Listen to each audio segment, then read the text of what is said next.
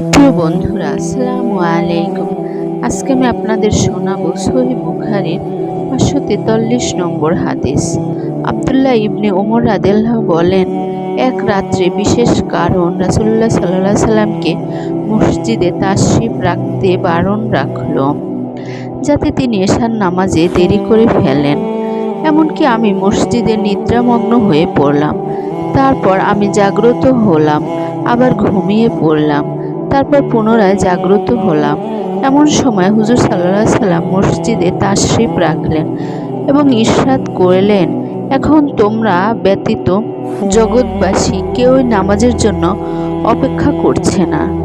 আর নামাজের সময়ের পূর্বে ইবনে ওমর রাদিয়াল্লাহু নিদ্রা যাওয়াকে ভয় করতেন না, যেহেতু এশার পূর্বে তিনি জাগ্রত হতেন। তাই তিনি নামাজ আগে পড়া হয়েছে না দেরি করা হয়েছে এ কথার প্রাধান্য দেননি। ইবনে জুরায়েজ বলেন, আমি আতা ইবনে আবি বারা রাদিয়াল্লাহুকে এ প্রসঙ্গে জিজ্ঞাসা করলে তিনি বললেন, আমি হযরত ইবনে আব্বাস রাদিয়াল্লাহুকে বলতে শুনেছি, এক রাতে তিনি নামাজের অপেক্ষায় থেকে ঘুমিয়ে পড়ার পর জাগ্রত হন, তারপর পুনরায় ঘুমিয়ে পড়লেন, আবার জাগ্রত হন। এমন সময় হযরত ওমর রাদিয়াল্লাহু আসসালাত করে আওয়াজ করলেন। হযরত আত্তা রাদিয়াল্লাহু বলেন, ইবনে আব্বাস রাদিয়াল্লাহু বলেছেন, এমন অবস্থায় হুজুর সাল্লাল্লাহু আলাইহি সাল্লাম হুজরা মোবারক থেকে বের হয়ে আসেন।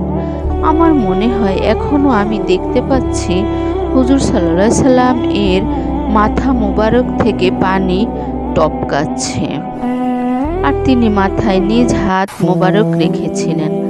তখন হুজুর সাল্লাল্লাহু আলাইহি সাল্লাম ইরশাদ করেন, যদি আমার উম্মতের অসুবিধা না হতো তাহলে আমি তাদেরকে এমনি সময় এশার নামাজ আদায় করার জন্য আদেশ করতাম।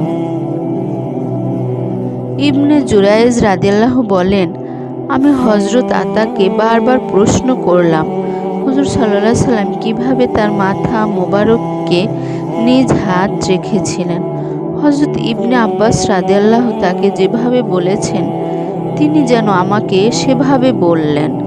এ প্রশ্ন করার পর হযরত আতা রাদিয়াল্লাহু তার হাতের আঙুলগুলো একটু ভাগ করলেন, তারপর আঙুলের মাথাগুলো মাথার কিনারায় রাখলেন, তারপর আঙুলগুলোর মাথার মধ্যে চালাতে চালাতে তার বৃদ্ধাঙ্গুল মুখমণ্ডলের দিকের কানপট্টি এবং দাড়ির কিনারায় স্পর্শ করল, যাতে করে সেই আঙুলগুলো দ্বারা কোনো কিছু বাড়াচ্ছেন না, ধরছেন না, বরং এভাবেই আঙুলগুলো অগ্রসর করতে লাগলেন।